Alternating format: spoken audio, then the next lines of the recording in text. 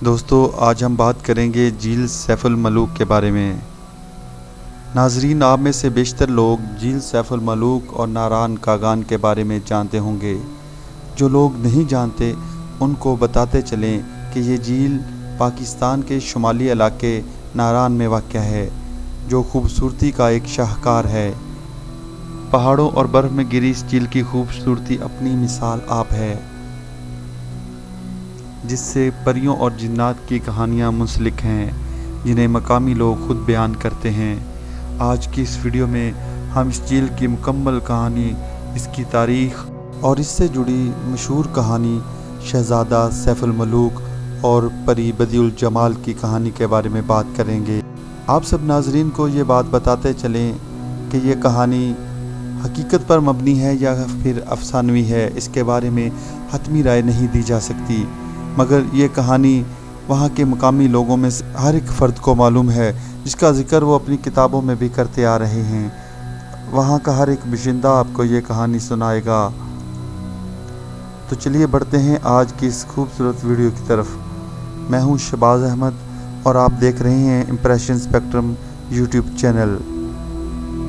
اگر آپ میرے چینل پر پہلی بار آئے ہیں تو سب سے پہلے چینل کو سبسکرائب کیجئے تاکہ آنے والی ویڈیوز کے نوٹیفیکیشن آپ کو مل سکیں۔ کچھ لوگوں کا کہنا ہے کہ جھیل کا پانی پہاڑوں سے نہیں بلکہ جھیل کی تہہ سے نکلتا ہے۔ جھیل کے پانی کی مقدار ہمیشہ ایک ہی رہتی ہے۔ یہ بھی سنا ہے کہ جھیل کی گہرائی کا آج تک کوئی پتہ نہیں لگا سکا، اور جس نے بھی پتہ لگانے کی کوشش کی وہ جھیل کی تہہ سے واپس نہیں آ سکا۔ کہا جاتا ہے کہ یہ جھیل 3 لاکھ سال پہلے اس وقت وجود میں آئی جب وادی کاغان کا تمام علاقہ برف سے ڈھکا ہوا تھا، اور ایک بہت بڑے برفانی تودے نے ٹوٹ کر دریا کے پانی کو روک لیا جو جھیل کے عین وسط سے گزر رہا تھا۔ جھیل کے عین عقب میں ایک ملکہ پربت برفانی لبادہ اوڑھے بہت ہی خوبصورت منظر پیش کرتی ہے، جو اپنی خوبصورتی اور جوبن کا نظارہ کروا رہی ہے۔ 17,390 فٹ بلند اس پہاڑ کو آج تک کوئی بھی سر نہیں کر سکا۔ مقامی لوگ اس کی وجہ شہزادہ سیف الملوک کی بد دعا بتاتے ہیں۔ شہزادہ سیف الملوک حضرت عیسیٰ کی پیدائش سے 800 سال قبل مصر کے بادشاہ کا بیٹا بتایا گیا ہے، لیکن بعض حضرات نے اسے دہلی کا شہزادہ بھی لکھا ہے۔ شہزادہ سیف الملوک کو مسلسل 7 راتیں خواب میں ایک پری کا دیدار ہوتا رہا، اور اسی دوران شہزادہ سیف الملوک اس پری پر فدا ہو گیا۔ اس خواب کی تعبیر معلوم کرنے کے لیے شہزادہ نے کئی نجومیوں اور خوابوں کی تعبیر بتانے والے لوگوں سے رابطہ کیا، مگر کوئی بھی اس کو اس کے خواب کی تعبیر نہیں بتا سکا۔ آخرکار ایک نجومی جو علم نجوم کا ماہر تھا، اس نے حساب کتاب لگا کر شہزادے کو بتایا کہ تمہارے خواب کی تعبیر کچھ یوں ہے کہ جو پری تمہارے خواب میں آتی ہے وہ کوکاف کی پری ہے، جو تمہاری پیدائش کے وقت سے ہی تم پر فدا ہے۔ وہ پری کوکاف میں رہتی ہے۔ کوکاف جنات اور پریوں کا علاقہ بتایا جاتا ہے جو انسانوں کی نگاہوں سے اوجھل ہے، اور وہاں انسان ذات کبھی بھی نہیں جا سکتی۔ نجومی نے شہزادے کو بتایا کہ اس پری کا نام بدیع الجمال پری ہے، اور وہ پری ہر 12 سال بعد انسانوں کی دنیا میں آتی ہے، اور ناران میں ایک جھیل پر 14ویں کی رات کو اس جھیل میں غسل کرتی ہے۔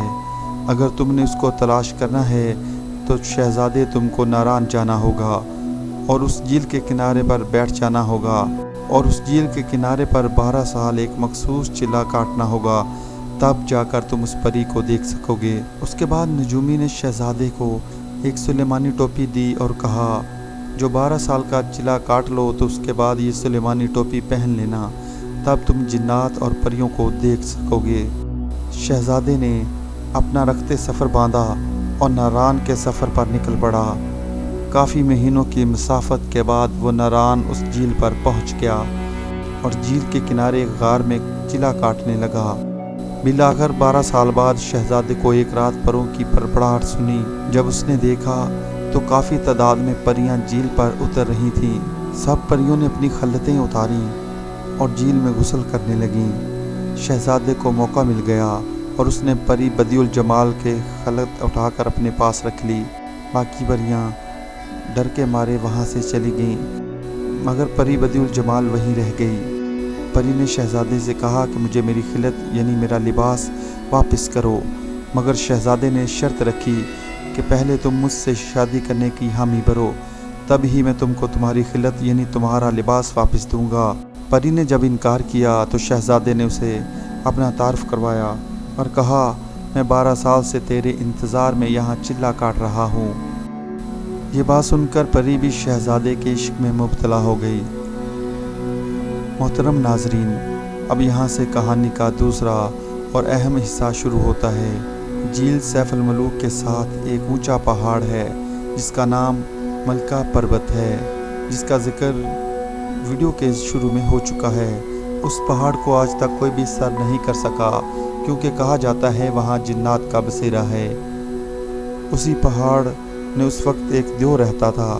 اس پہاڑ پر ایک دیو رہتا تھا، اس کا نام سفید دیو تھا۔ وہ دیو بھی پری کا عاشق تھا۔ جب اس کو پتہ چلا کہ ایک شہزادہ آیا ہے اور پری کو اپنے ساتھ لے جا رہا ہے تو وہ غصے سے پاگل ہو گیا اور دونوں کو جان سے مارنے کے لیے جھیل پر آ گیا۔ ادھر پری نے شہزادے کو ساری صورتحال سے باخبر کر دیا اور دونوں جان بچانے کے لیے ناران کی طرف بھاگے۔